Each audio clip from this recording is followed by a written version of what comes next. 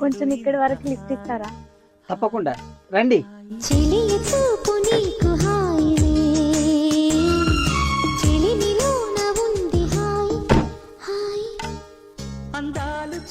మీ పేరు? కమల్ సింగ్. మీకు పెళ్ళైందా? కాలేదండి ఇంకా. ఒక్క నిమిషం.